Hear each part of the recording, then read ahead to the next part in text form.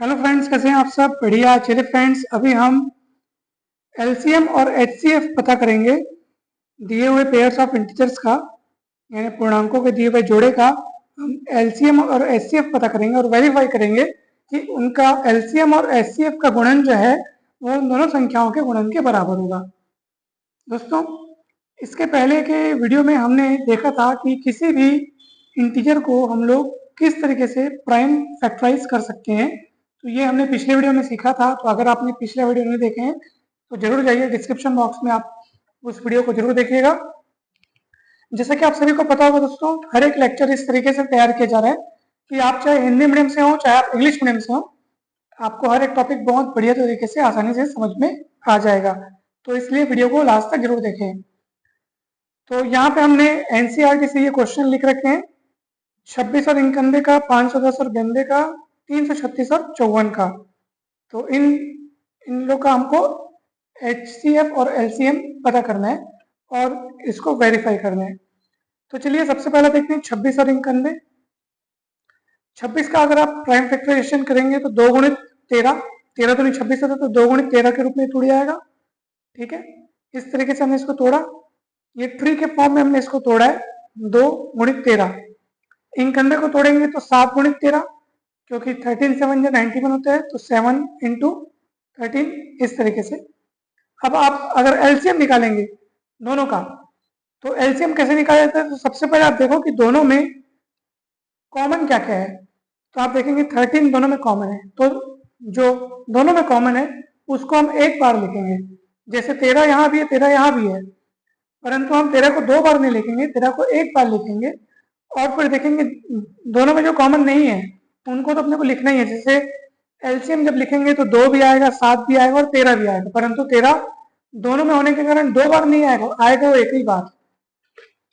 यानी आप देख सकते हैं इस तरीके से 2, 7 और 13, तो तीनों को गुणा करोगे तो 182। एचसीएफ निकालेंगे 26 और 91 का।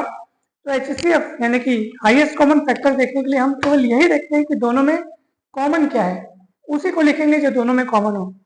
13 यहाँ भी है, 13 यहाँ भी है, तो इन दोनों को कॉमन निकाल करके हम एक बार लिखेंगे तो एचसीएफ आ जाएगा 26 और 91 का एचसीएफ आ जाएगा 13।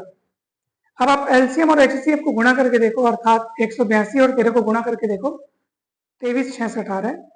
और दूसरी ओर आप उन्हीं दोनों संख्याओं जिनका आप अभी एचसीएफ और एलसीएम ये सब निकाले हो ना, तो अब उन्हीं दोनों संख्याओं को गुणा करके देखो 26 और 91 को, तो ये उतना ही आएगा जितना कि इनके एलसीएम और एचसीएफ का गुणा आ रहा था। देखो उतना ही आ रहा है ना।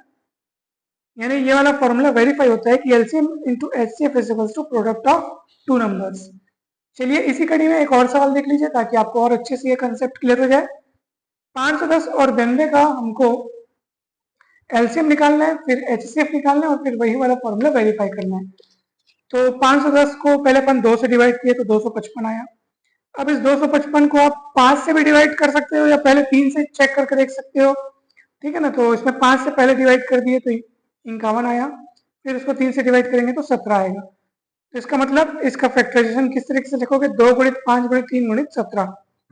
यहाँ पे आप ऐसा भी कर सकते थे कि पहले 2 से डिवाइड करने के पश्चात पहले 3 से, मतलब 2 से चेक करने के बाद 3 से चेक कर लो, 3 से चेक करने के बाद 5 से, मतलब बढ़ते क्रम में भी कर सकते थे। और वो ज्यादा अच्छे से, मतलब ज्यादा सटीक और सही तरीका है, और ये भी सही है, इसमें कुछ गलत भी नहीं है। 2 से पहले डिवाइड कर दिए, फिर अपने को लगा 5 से ज्यादा तो 5 से डिवाइड कर दो। तो ये ऑर्डर जो है वो अलट पलट होता रहेगा, कोई दिक्कत नहीं है। अपनी सहूलियत के लिए हम लोग क्रमानुसार बढ़ाते जाते हैं, तो वो अपनी सुविधा के लिए रहते हैं कि पहले 2 से, फिर 3 से, फिर ऐसे बढ़ाते जाओ, 3 से, फिर 5 से, फिर 7 से, इस तरीके से। तो जैसे यहाँ पे अपने को नजर आ रहा है कि चलो पहले 5 से डिवाइड होता दिख रहा है तो तुरंत 5 से डिवाइड कर दिए, फिर इसको पता चला 3 से डिवाइड हो रहा है और फिर सीधा अपने को 17 मिल रहा है। तो इसका फैक्टराइजेशन 2 गुणित 5 गुणित 3 गुणित 17, इस तरीके से ये ऐसे करके इसको लिखते जाना है। पहले 2 से डिवाइड किया 255 है, 5 से डिवाइड किया 51 है, 3 से डिवाइड किया 17 आया। यानी 2 गुणित 5 गुणित 3 गुणित 17। 92 को अगर तोड़ेंगे तो 2 गुणित 46, 46 को तोड़ोगे तो 2 गुणित 23। यानी ये इसको अपने को लिखना है 2 गुणित 2 गुणित 23, इस तरीके से। अब एलसीएम कैसे लिखोगे? तो एलसीएम में क्या होगा बताऊं? पहले तो आप देखो दोनों में कॉमन क्या है, तो ये दो दोनों में कॉमन है, तो कॉमन होगा तो उसको एक ही बार लिखना है। तो ये जो दोनों में कॉमन है उसको एक बार लिखा है। अब ये वाला 2 बेचारी उधर की जोड़ी नहीं बन पाई, तो कोई बात नहीं, वो लिखाएगा यहाँ पे। मतलब इसमें क्या करना है आपने को, एलसीएम निकालने के लिए ना जो दोनों में कॉमन है उसको 2 बार नहीं, उसको दोनों में कॉमन देखते हुए 1 बार लिखना है और फिर अगले को देखना है। अगले में जैसे यहाँ 2 दिखा, कॉमन नहीं है तब भी वो आएगा। 3 यहाँ है यहाँ नहीं है तब भी आएगा। 5 वहां है यहाँ नहीं है तब भी आएगा। 17 यहाँ है यहाँ नहीं है तब भी आएगा। और 23 यहाँ है वहां नहीं है तब भी आएगा। मतलब जो उसमें है या इसमें है वो सब यहाँ आएंगे, परंतु जो दोनों में है वो 1 बार आएगा। ऐसा भी आप सोच सकते हो, या फिर आप ऐसा भी देख सकते हो, इसको इस तरीके से देखो, जैसे ये 2 है, 5 है, 3 है, 17 है। यहाँ पे 2 कितने बार है, 2 बार है, तो 2 का वर्ग फिर सीधा 23। ठीक है, अब मैं ये सोचता हूँ कि 2 वहां भी है यहाँ भी है, 2 का पावर वहां 1 है यहाँ 2 है, तो आप देखो 2 का पावर वहां 1 है यहाँ पे 2 का पावर 2 है, तो बड़ा कौन सा है, बड़ा वाला पावर किसका है, तो ये है। तो आप सीधे 2 का पावर 2 लिखो, यानी 2 इंटू 2 लिखो। यानी अगर मान लो आधार सेम है, जैसे 2 वहां भी है यहाँ भी है, फिर घातों की तुलना कर लो। अगर 2 वहां 5 बार रहता है, यहाँ 2 बार रहता, तो बड़ा वाला जो है उसको अपन लिख देते। तो 2 की घात 1 है, 2 की घात 2 है, बड़ी घात क्या है यहाँ है, तो ये पूरे 2 की घात तो यहाँ आएगा, यानी 2 गुणित 2 आ गया। और बाकी सब तो आप देख सकते हैं, 5 3 17 वहां भी 1 बार है, 23 यहाँ पे, सबको कंबाइन करके लिख देंगे, गुणा कर देंगे, 23 460 आ गया।